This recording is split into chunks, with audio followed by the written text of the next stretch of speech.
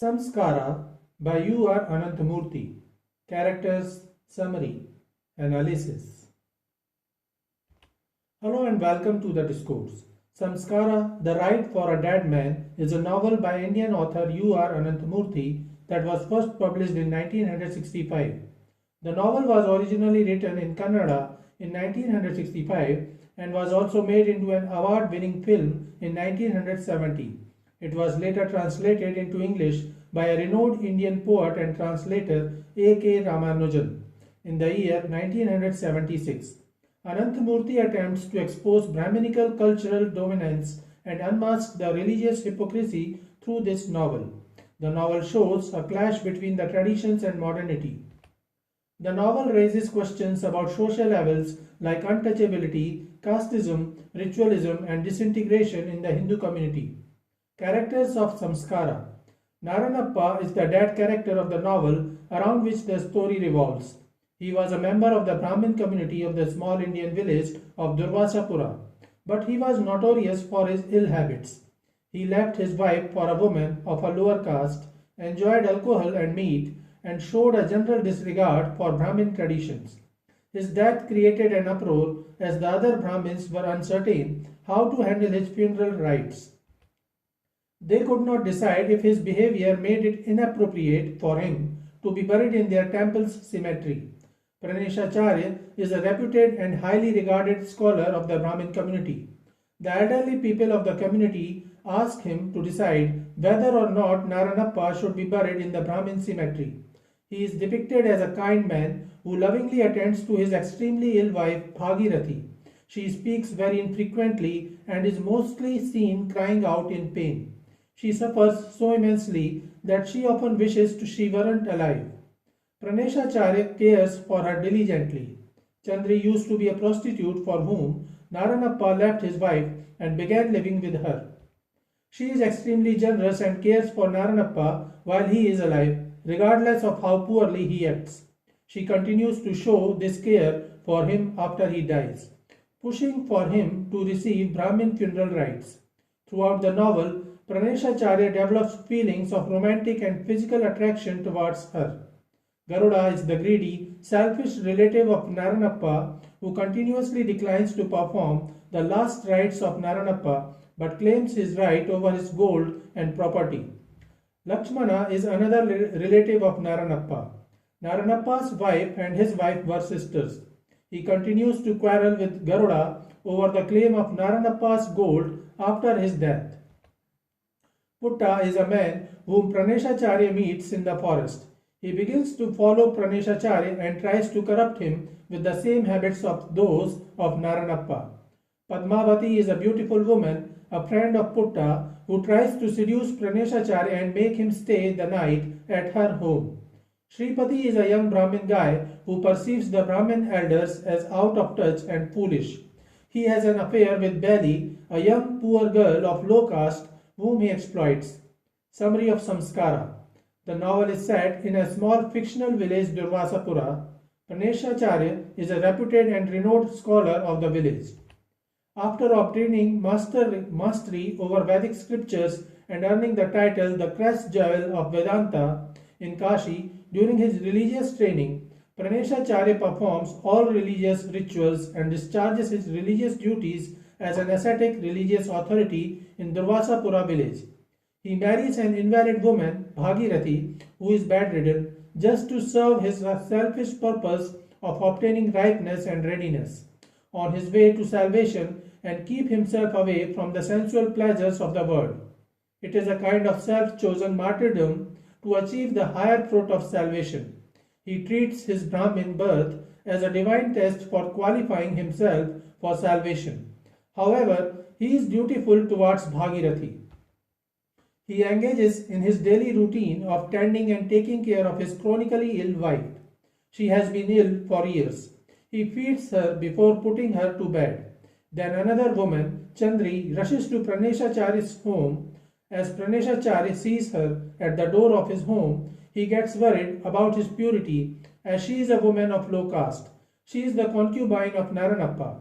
She came to tell him that her lover Naranappa caught a fever and died suddenly. This news saddens Praneshacharya and he consoles Chandri and goes out to inform Garuda about the death of Naranappa. Naranappa was a relative of Garuda. When Praneshacharya reaches Garuda's house, he finds that Garuda is about to take his lunch. He stops Garuda from eating food and informs him that Naranappa has died. As custom requires, they must fast. Garuda isn't too happy in following this custom of maintaining a fast until the last rites of the dead relative are performed. He says that Naranappa was a notorious man who was not accepted well by the community. Praneshacharya informs Lakshmana, another relative of Naranappa, of his death. The Brahmin community turns to Praneshacharya to make a decision regarding Naranappa's funeral rites. According to customs, only a family member or relative of Naranappa can perform his funeral rites. However, both Garuda and Lakshmana are hesitant in performing their duties. Naranappa was a notorious person who was disliked by the whole Brahmin community of the village.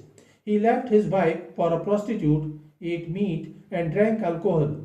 Naranappa deliberately used to do such things that would provoke and ridicule the Brahmin family of his village. Once, he threw Saligrama, the holy stone which is believed to represent God Vishnu, into the river and spat after it. The reputed people of the Brahmin community discussed Naranappa's various transgressions, criticizing him for his lifestyle. Some of them opposed the idea that now, when Naranappa is dead, his last rites should be allowed to be performed in the traditional cemetery of the Brahmin community near the village temple. Praneshacharya says he will continue to weigh the decision. Chandri looks at him, conveying her hope that he will treat Naranappa's body with charity. She eventually offers her jewellery as payment for the rites to be performed. Praneshacharya remembers his last meeting with Naranappa, in which he insulted the Brahmin tenets of faith. Praneshacharya remembers him saying that the Brahmins are hypocrites, as many members of the caste engage in shady scheming and lead generally joyless lives. Naranappa at one point took a group of boys fishing in the temple pond, an act that was viewed with great outrage. Praneshacharya made it his mission to prove Naranappa wrong, but ultimately felt that he failed to do so. The Brahmin continued to be perturbed by the ongoing question of Naranappa's funeral rites.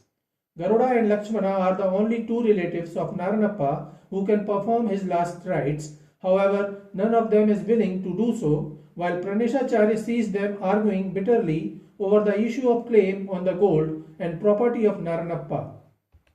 The Brahmin community again turns to Praneshacharya and tells him to decide what to do with the gold from Naranappa's estate.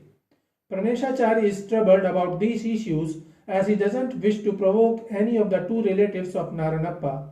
He continues to reviewing the sacred texts and speaks with Chandri. He remains undecided and the other Brahmins begin to complain, both because of their inability to eat and also because of the stench of Naranappa's corpse. Chandri offers to pay for Naranappa's funeral rites by selling the few jewels she possesses. Praneshacharya tells her to keep them. Later, Chandri sits beneath a tree with plantains in her lap. Vultures begin circling the sky, a terrible omen to the Brahmins. They attempt to chase them away with noise. Praneshacharya remains in agony over the decision regarding Naranappa. He wanders through a nearby forest and finds Chandri. Both exhausted from these trials, they weep. He feels suddenly drawn to her as she pulls him close to her body. Overcome with desire for her, Praneshacharya sleeps with her that night. He wakes up at midnight and tells Chandri he must confess what he has done by tomorrow. Chandri too feels ashamed of what happened last night. She is still sad about Naranappa's death and worries about his rotting body in the temple premises. In desperation, she pays a Muslim fishmonger to steal the body and cremate it. Meanwhile, several young men in the village rehearse for a play and then talk afterward. They say that no Brahmin women are as kind as Chandri and that everyone is treating the matter of Naranappa's body too seriously. The Brahmin continue to be frustrated with the lack of decision about Naranappa, while Praneshacharya remains miserable, guilty, and uncertain. He does not return to the village that evening. Praneshacharya eventually returns home and thinks quietly to himself. He reflects on his actions, wondering what drew him to Chandri. He goes to tend to his wife and sees that she has a fever. He steps outside briefly and then is struck with a terrible premonition. When he goes back inside, he finds that his wife is dead. He burns her body and weeps. The Brahmins continue to debate the Naranappa matter in a circuitous manner. Garuda and Lakshmana try to push their claim for Naranappa's wealth as they are related. The Swami in the temple becomes enraged at their greed and chastises them both. They apologize. Praneshacharya leaves the temple and wanders in the nearby jungle where he encounters a young man named Putta. He feels a bit crazy around Putta as he is concerned about keeping his identity concealed from him. Putta talks to him at length and follows him every step of the way. They eventually go to a small town together. Putta convinces Praneshacharya to drink coffee and watch a cockfight, which only heightens his sense of despair. Then Putta takes him to visit a woman named Padmavati who lives nearby. Praneshacharya feels a sudden lust towards her as he finds her excessively attractive. Putta tries to convince Praneshacharya to stay with Padmavati for the night, but he refuses. Padmavati too tries to seduce him, but Praneshacharya strictly controls his feelings of lust and leaves the place.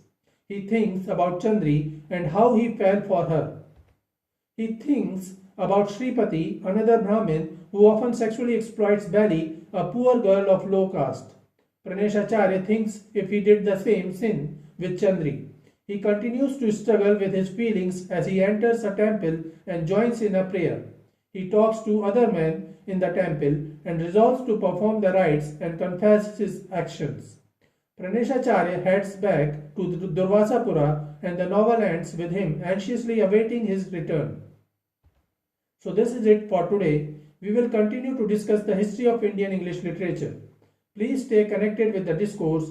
Thanks and regards.